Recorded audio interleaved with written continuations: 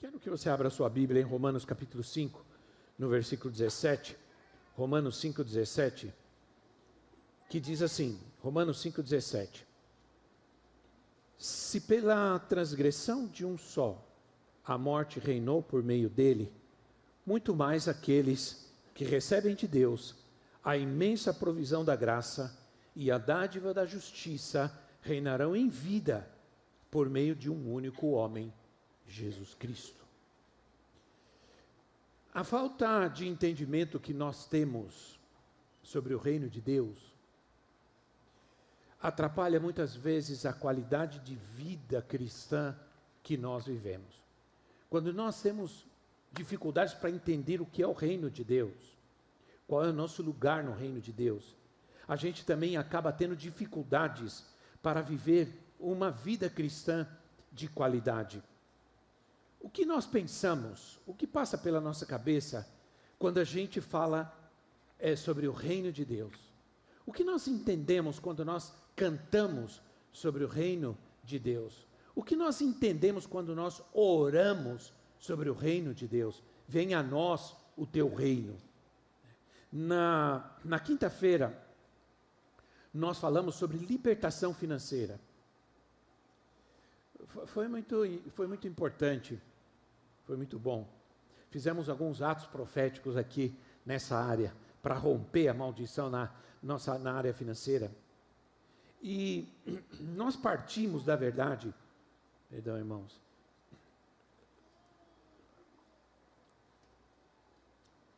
nós partimos da verdade que a pobreza não pode ser uma bênção.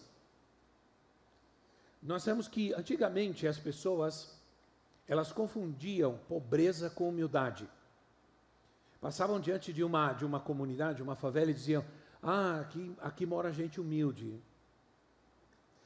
Pode ter certeza que tem muita gente que não é humilde ali, vivendo ali, não é?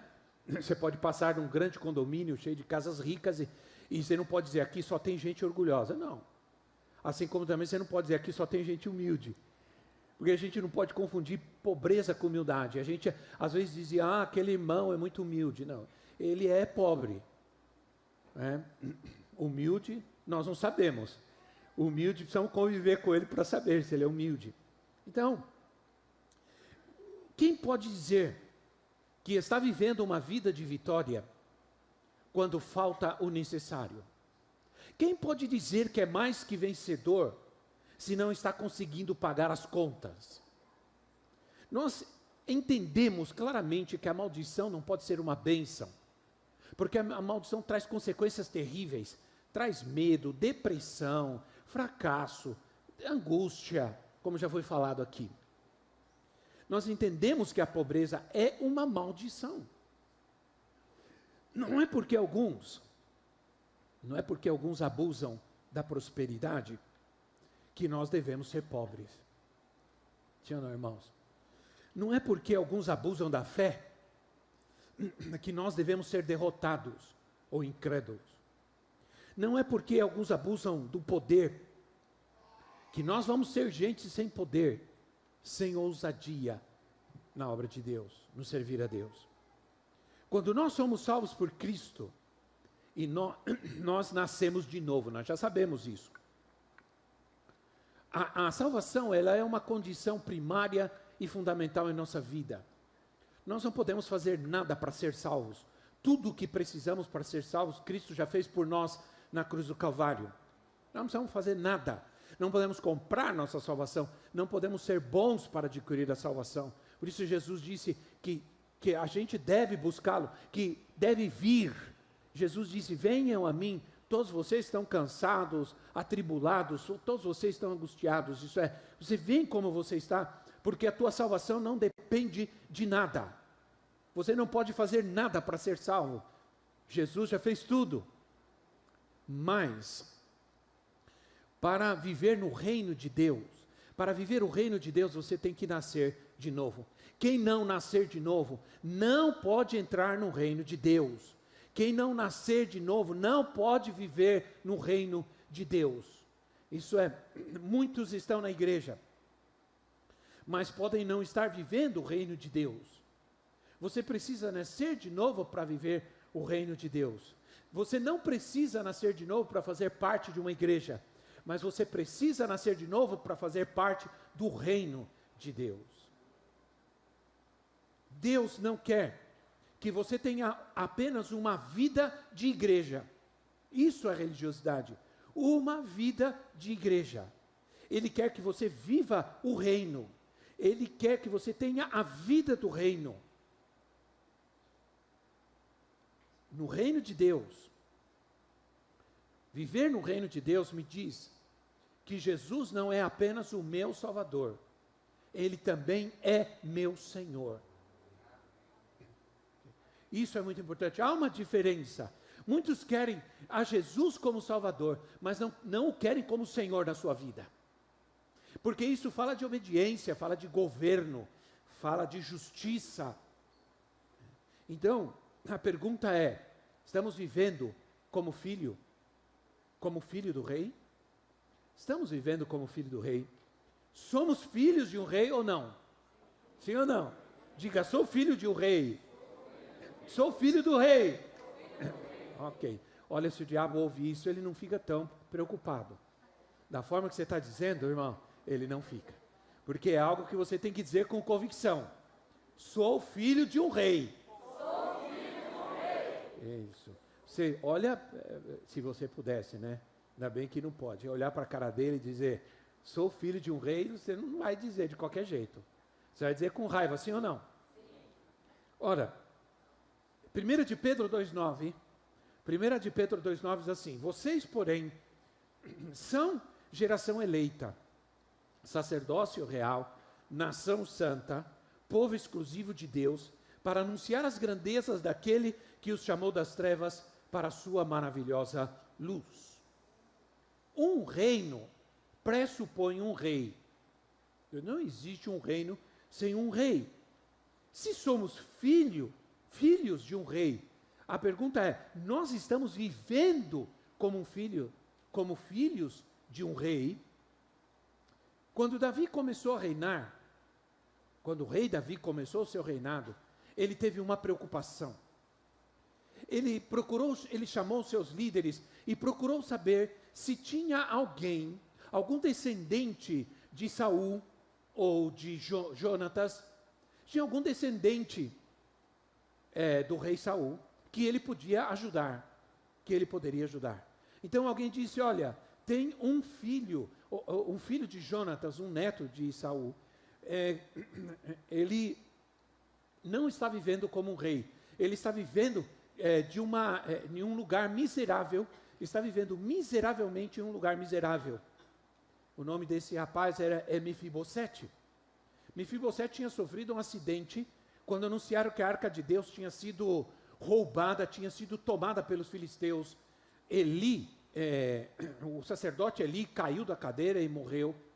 E uma das empregadas saiu correndo com o único neto de Saul, com o único descendente do rei, e ela caiu e ele se lesionou das pernas, e ele era aleijado, não podia andar, vivia num lugar miserável, estava vivendo uma vida miserável, mas ele era um descendente de um rei, ele era um filho de um rei, mas ele vivia nessa condição. Então Davi mandou trazer Mefibosete e disse para ele, você é um filho de um rei, você não pode viver dessa maneira, a partir de hoje você viverá no palácio do rei, você comerá na mesa do rei, você comerá a comida do rei, e você viverá como você realmente é, um filho de um rei. Então diz a palavra de Deus, e ele não fez somente isso, senão ele mandou restituir para Mefibosete toda a herança que, como filho de um rei, ele tinha direito, e mandou restituir toda a herança que pertencia a Saul, a Mefibosete. E a partir de então ele viveu no palácio do rei, comendo a comida do rei, vivendo como rei, porque ele era um filho de um rei. Davi teve essa preocupação em restituir na vida desse jovem, e de um dia para outro, Mefibosete saiu de uma vida miserável para viver uma vida de rei. Paulo disse do texto que nós lemos inicialmente, e antes disso, deixa eu te dizer algo. O que o Senhor quer dizer para nós hoje, e eu preciso ser bem rápido, é que nós vamos reinar, que nós devemos reinar sobre as nossas situações. Essas doenças, essas situações todas, essas derrotas constantes, aparentes derrotas constantes, de repente, muitos perceberam que apesar dessa pandemia, toda essa situação, nós ficamos aqui sem templo, nós não pudemos nos reunir, nós não tivemos como buscar a Deus juntos, mas aprendemos nessa luta, nessa dificuldade que Ele nunca nos deixou, que Ele sempre continuou conosco e nos abençoou.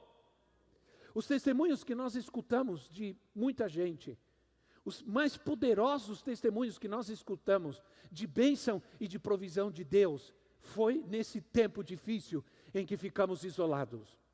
Foi nesse tempo em que Deus mais nos abençoou, que Deus mais supriu em nossa vida. Foi o tempo que nós mais oramos e buscamos ao Senhor. Nunca a igreja orou tanto como nesse tempo. Não podemos deixar de continuar orando e buscando a Deus. Quando o apóstolo Paulo disse que, no texto de Romanos que lemos, que nós vamos reinar como? Sobre o quê? Nós vamos reinar sobre a pobreza, nós vamos reinar sobre o mal, nós vamos reinar sobre as circunstâncias mais difíceis da nossa vida. Poder escutar a história do Osiel, ver ele contando, é meio assustador, porque ele foi colocado num lugar cheio de gente morrendo. Morreu gente de 28 anos, gente de 30 anos, gente de 80 anos. Foram morrendo durante a noite, ele era acordado de madrugada, com os médicos tentando ressuscitar uma pessoa. E de repente diziam, não dá mais, cobre, leve embora. Ele estava lá no meio. Que experiência! Imagina você, vivendo uma situação dessa, uma experiência dessa.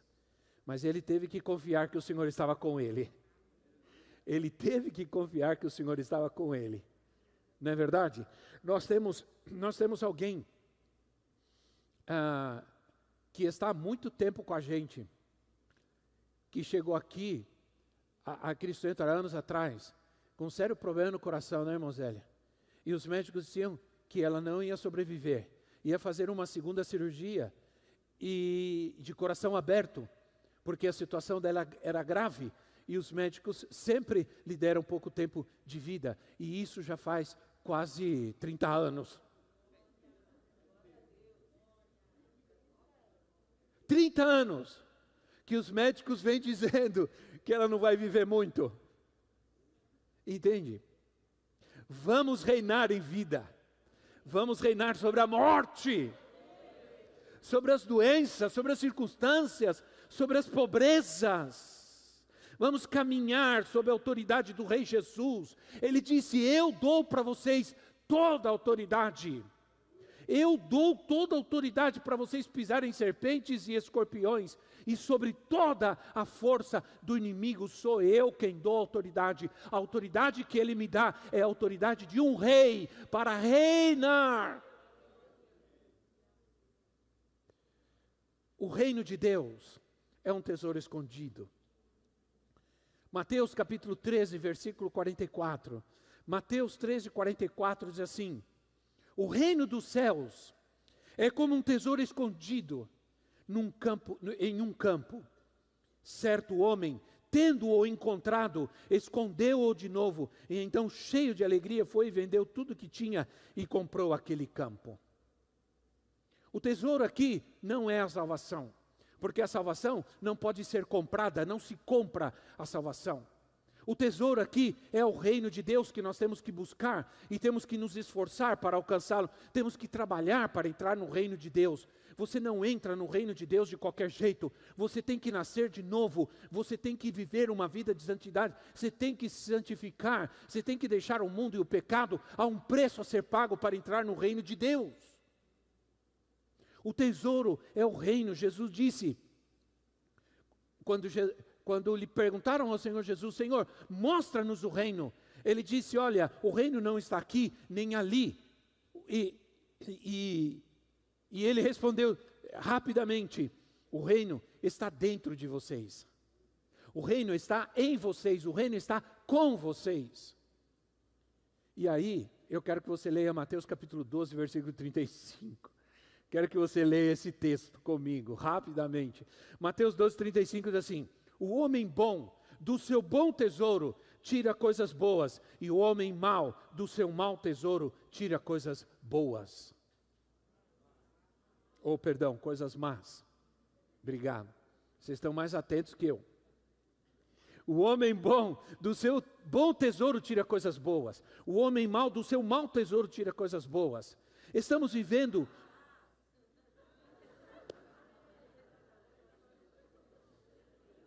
Obrigado. Mas, outra vez.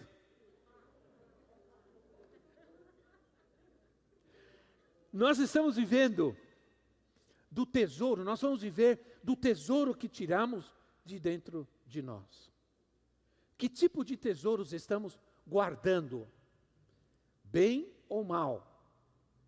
Bênção ou maldição? Se você guarda rancor e ressentimento no seu coração, isso é um mau tesouro, que vai trazer maldição à sua vida, que vai te trazer tristeza, angústia, vai tirar a sua paz, sua alegria. Se a justiça de Deus é um tesouro para nós, então a justiça de Deus é o que vai nos ajudar a vencer todas as injustiças, todas as perseguições, todas as frustrações que nós vivemos. A justiça de Deus é um tesouro para nós. A provisão para as necessidades é um tesouro. Jesus disse, busque em primeiro lugar o reino de Deus e todas as suas necessidades serão acrescentadas. Mas primeiro, busque o reino de Deus. Quando vem o reino de Deus, ele é um tesouro que supre as nossas necessidades mais básicas. Porque vocês estão preocupados com o que vocês vão comer, beber, vestir. Ele está dizendo, basta cada dia o seu mal, busquem em primeiro lugar o reino de Deus, porque o reino de Deus é o tesouro que você precisa para viver sem nenhuma falta nesta terra, sem nenhuma necessidade. Depende do que nós cremos. O que temos como tesouro é o que vai agir em nós. O tesouro do meu coração que está ali, se é bom ou é mau. Bom ou mal, ele vai determinar como nós vivemos nesta terra. Tempos atrás, não faz muito tempo, eu comecei a me sentir mal, comecei a me sentir fracassado. Não estava bem, me sentia injustiçado, não sei. Não passei dias muito bem. E senti que isso estava me abatendo demais, que isso me estava afetando muito. E eu tomei a decisão em algum momento, que isso não ia me dominar. Os médicos estranharam o que tinha acontecido comigo, porque aparentemente, conforme todos os exames, eu estava saudável. Mas eu não estava saudável, alguma coisa estava me afetando. Alguma coisa estava afetando a mim fisicamente, o meu coração. Então eu decidi que isso não ia me dominar mais. Que eu não ia viver dessa maneira. Decidi que ia convencer o meu coração a tirar da minha vida os tesouros de Deus que estão em mim. As riquezas de Deus que estão em mim, porque as minhas falhas e os meus defeitos são minhas, mas as minhas riquezas são de Deus na minha vida. Então, a justiça, a paz, a bênção, e não as acusações do inimigo, eu vou aceitar na minha vida. Eu vou buscar esses tesouros de Deus que está em mim, e viver a partir do que Deus é e do que Deus faz na minha vida. E aí, a gente tem que crer que apesar de todas as lutas e dificuldades que a gente vive nessa terra, a gente tem que guardar a nossa fé. Sim ou não, irmãos? Temos que guardar a nossa fé. Eu imagino que para o Osiel foi difícil guardar a fé dele naquele momento. Vendo gente morrendo do seu lado. Né? Acordando com gente tentando ressuscitar alguém e levando embora depois. Ele certamente podia pensar, meu Deus, será que isso vai acontecer comigo? Será que isso vai acontecer comigo? Mas ele teve que guardar a fé dele naquele momento. Guardou a fé no seu coração e ele está aqui porque ele aprendeu a guardar a sua fé. Paulo diz em 2 de Timóteo capítulo 4, versículo 7 e 8, 2 de Timóteo 4, 7 e 8 diz assim: combati o bom combate, terminei a corrida, combati o bom combate, terminei a corrida, guardei a fé. Agora me está reservada a coroa da justiça, que o Senhor justo juiz me dará naquele dia, e não somente a mim, mas também a todos os que amam a sua vinda. Ser um vencedor é uma questão de combater. Ninguém vence nada sem combater, sem batalhar. Não existe vitória sem guerra, sem batalha, não existe. Não existe alguém deitado numa rede e você pergunta, o que você está fazendo? Estou na batalha. Estou na batalha. Estou esperando a vitória. Estou esperando a bênção. Isso provavelmente nunca vai acontecer. É uma guerra constante contra todo tipo do mal. É uma guerra que está se intensificando cada vez mais. Cada vez mais se intensifica a guerra, a batalha contra a fé, contra a obra de Deus, contra a família. Nossa fé é um tesouro poderoso para vencer o mundo. O que é que vence o mundo?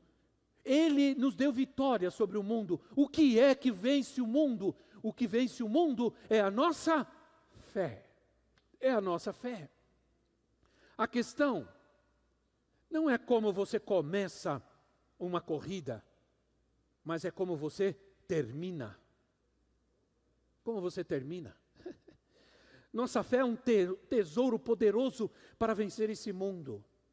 Você pode começar bem, ou melhor, você pode começar mal e terminar bem, porque o jogo só acaba quando termina. Sim ou não? Eu me lembro, quando eu estava pensando sobre isso, escrevendo, eu me lembro uma vez, nós estávamos em 2004, nós estávamos no Paraguai. Eu nunca me esqueço disso, não é tanto pelo que aconteceu, mas pela lição que eu aprendi naquele dia. Eu estava no Paraguai e estava jogando o final da Copa América, Brasil e Argentina. E aí a gente estava um monte de gente, tinha Paraguai, tinha argentino, aí nós, brasileiros, tinha bastante gente naquele, a gente foi um grupo bom para lá, Paraguai, a gente foi de 2, 3 carros, nós fomos. E aí nós estávamos torcendo, aquela gritaria aí, uns contra, logicamente, alguns paraguaios, alguns argentinos que estavam, e os brasileiros, estava todo mundo torcendo e gritando, e de repente a Argentina está ganhando. E vai, a Argentina 2-1, e todo mundo tirando sarro e gritando, e a gente lá, e foi, 45 minutos, 47 minutos, o Brasil empata. Porque já estava todo mundo comemorando, pulando, pegando o rojão, o Brasil empata. Aí a gente começa a gritar, porque a gente não saiu de lá, nós ficamos lá todo o tempo, porque o jogo só acaba quando termina. Eu estou trazendo essa lição para a nossa vida. Para a nossa vida, o diabo pode ter querido te derrotar, mas ainda quero te dizer uma coisa, o jogo não terminou ainda. E aí, quando o Brasil, aí alguém olhou para mim e falou assim, eu não acredito em vocês, como vocês podem fazer isso? Eu falei, mas não estou fazendo nada, vocês não desistiram, vocês ficaram aqui, a gente já estava comemorando a vitória, e vocês não aceitaram a derrota. Falei, pois é É assim mesmo, minha filha, nós não aceitamos a derrota, porque pode parecer que estamos sendo abalados em algum momento, mas o jogo só acaba quando termina. E aí o pior de tudo, que foram para os pênaltis e o Brasil ganhou. E o Brasil ganhou. Ai, Deus sempre nos dá a oportunidade, sempre, porque os vencedores não são aqueles que nunca falham, são aqueles que nunca desistem. São aqueles que nunca desistem. Eu tenho um livro, não sei quando se lembra do pastor Doug, a gente estava conversando essa semana que a gente vai trazer ele para estar com a gente vai trazer ele o ano que vem. Ele escreveu um livro muito lindo para liderança. E ele dá uma ilustração muito interessante. Ele dá a ilustração de não sei quantos de vocês se lembrar, não lembram, mas vocês sabem. Que o relógio, o nosso relógio, ele foi baseado, vou falar em relógio, né, irmãos? Ele foi baseado no famoso relógio de sol, né? Se você fazia no sol, debaixo do sol, um círculo e colocava uma madeira no meio, uma madeira redonda no meio, com uma ponta assim, e o sol bate ali e vai marcando os tempos. É de onde veio a ideia do relógio, é de onde veio dos ponteiros e tudo. Cada momento vai se movendo, porque o sol é estático, é a terra que gira, amém, irmãos? Eu sei que tem gente, não sei se vocês viram ultimamente, surgiu alguns loucos aí dizendo que a terra era quadrada. Não, que a terra era plana. Isso era uma ideia muito antiga, e que quem girava era o sol e não a terra. Depois, claro, se descobriu que é a terra que gira. À medida que a terra gira, a sombra, o sol vai batendo, vai gerando uma sombra e vai marcando o tempo. Agora, algo interessante, quando chega ao meio-dia, que é chamado, a Bíblia chama de dia perfeito, o momento perfeito do dia, que é o momento mais claro do dia, quando chega naquele momento não existe sombra. Não existe sombra. Entende? Nem para um lado, nem para o outro. Porque aquele momento é o momento em que o sol, a terra está perfeitamente alinhada com o sol. Quem é o nosso sol da justiça, irmãos? Quem é o nosso sol da justiça? De onde nós viemos? Nós viemos do pó da terra. Quando a nossa vida, que está alinhada com o sol da justiça, nunca haverá trevas do nosso lado, nunca haverá trevas ao nosso redor, quando a nossa vida sempre estiver alinhada com o Rei da Glória, com o sol da justiça. Aleluia. Todos nós fomos abalados de alguma maneira nessa pandemia, todos nós. Todos nós, de alguma maneira ou outra, nós sofremos. Ou sofremos por alguém ao nosso lado, ou sofremos por ver as pessoas sofrendo. Alguns mais, outros menos, mas todos sofremos. O Senhor nos sustentou. O mundo parece que ainda, parece que ainda não entendeu bem. O mundo parece que ainda não percebeu o quanto a vida é frágil. O quanto a vida é frágil. De um momento para outro, nós podemos ser exterminados, nós podemos acabar, mas o Senhor cuidou de nós, o Senhor nos sustentou, nós estamos aqui, nós vamos continuar. Nós vamos continuar. Como a irmã da pastora Dijane, nós estivemos no Sergipe e visitamos, eu tinha que ver aquela mulher, porque ela é um milagre. Ela é um milagre, eu tinha que ver aquela mulher.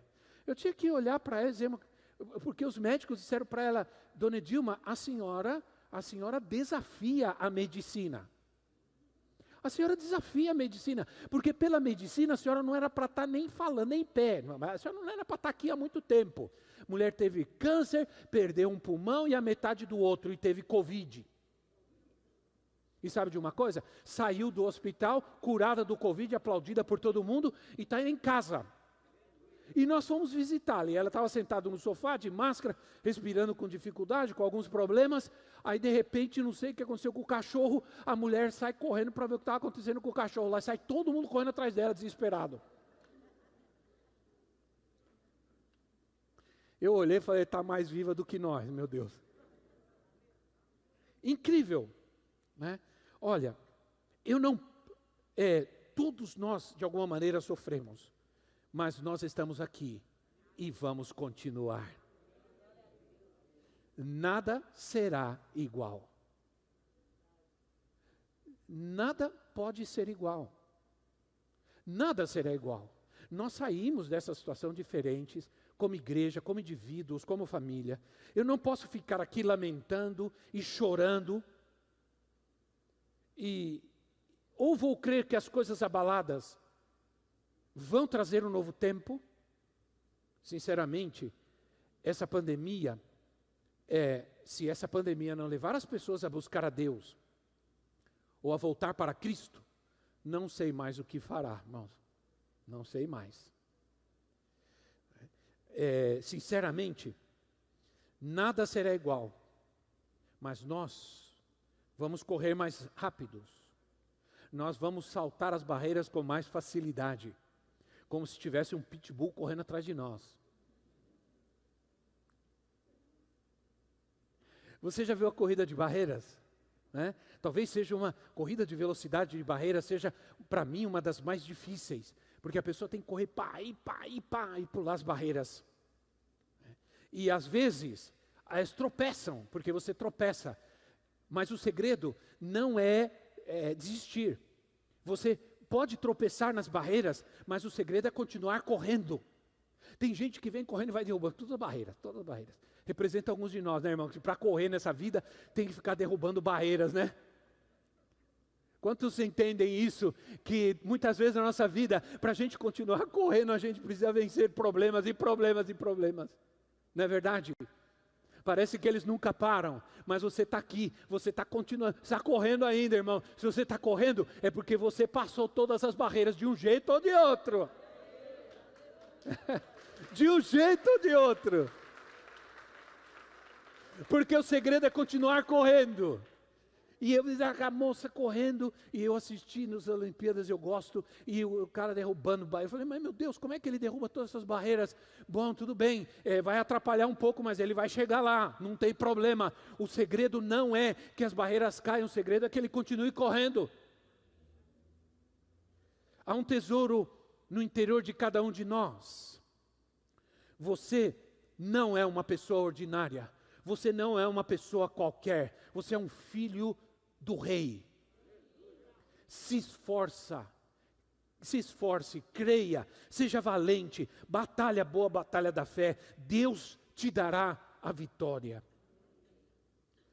Nessa pandemia, Deus nos ajudou a fazer coisas que nós jamais imaginaríamos que podíamos fazer.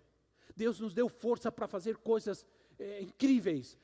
Foi Deus quem deu, porque nesse momento eu não tenho tantas vontades, tantas forças como eu tinha antes, de toda semana ficar gravando 2, 3 vezes, 45, 1 hora de gravação, de estudo bíblico, me preparava, passava a semana inteira preparando, gravava isso, gravava live, gravava não sei o que, vinha para cá, pregava para ninguém, sozinho olhando para todo mundo aqui, e toda a equipe aqui, alguns pastores aqui, teve gente que nunca apareceu, mas outros estavam sempre aqui. E os que trabalhavam, e a gente estava todo domingo, toda quinta-feira aqui sozinho, pregando para ninguém, que estavam os meninos aí, e um ou outro que vinha e sentava aí para ouvir. Eu estava online, logicamente. Uma experiência que jamais pensamos passar em nossa vida. Ele nos ajudou a fazer coisas incríveis. Ele nos ajudará a fazer muito mais. Deus vai te dar o melhor dessa terra ainda. Eu creio. A pobreza, a necessidade não é para um filho do rei. Nós temos que batalhar pelas riquezas de Deus em nossa vida. Eu quero terminar dizendo que há um tesouro no interior de cada um de nós. Eu acordo cada manhã eu acordo e creio. Agradeço ao Senhor, porque Ele me permitiu abrir os olhos para fazer algo grande ainda nessa terra. Senão, eu não estaria mais aqui. Senão, você não estaria mais aqui.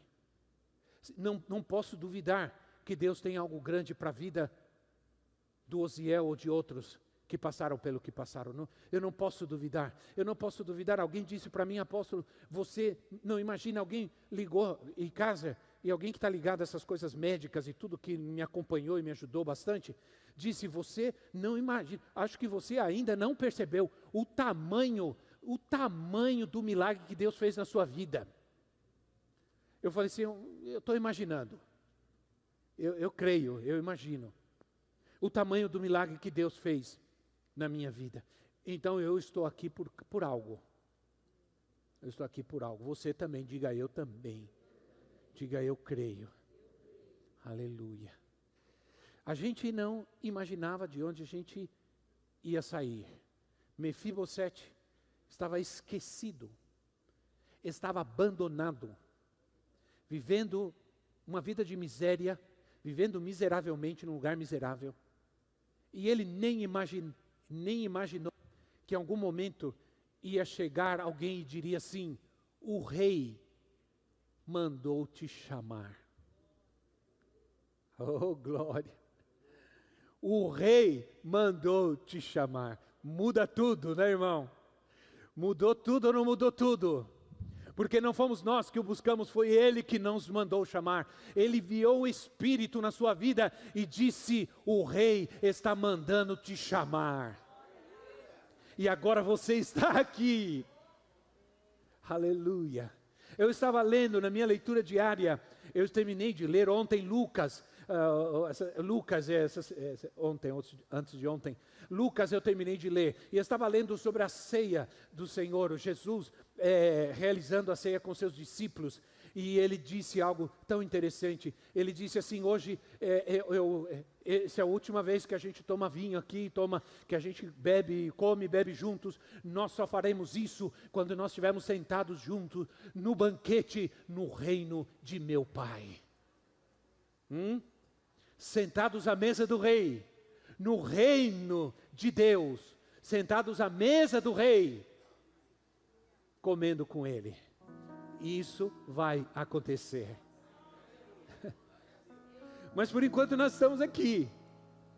E Deus tem um propósito na nossa vida. Deus permitiu que nós continuássemos. O que vamos fazer? Vamos continuar correndo. Se você tropeçou na barreira, ela caiu, e você perdeu um pouco o equilíbrio, não pare, continue correndo. Continue correndo, porque só aqueles, não importa como você começou, talvez você não tenha começado bem, talvez o passado não tenha, a tua vida não tenha começado muito bem, mas não precisa terminar assim, porque o jogo só acaba quando termina, e ainda não terminou na nossa vida. Aleluia, a vitória está vindo, eu creio, a bênção do Senhor está vindo. Vamos nos colocar em pé em nosso lugar.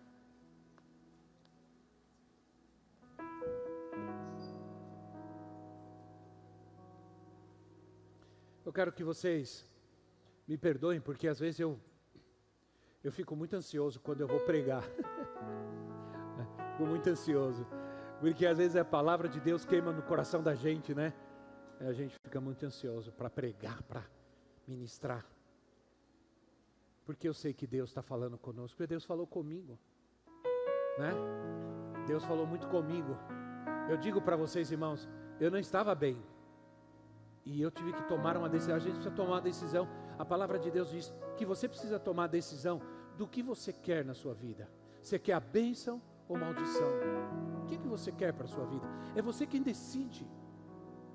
A palavra de Deus diz que não pode sair da mesma fonte água salgada e água doce, sim ou não?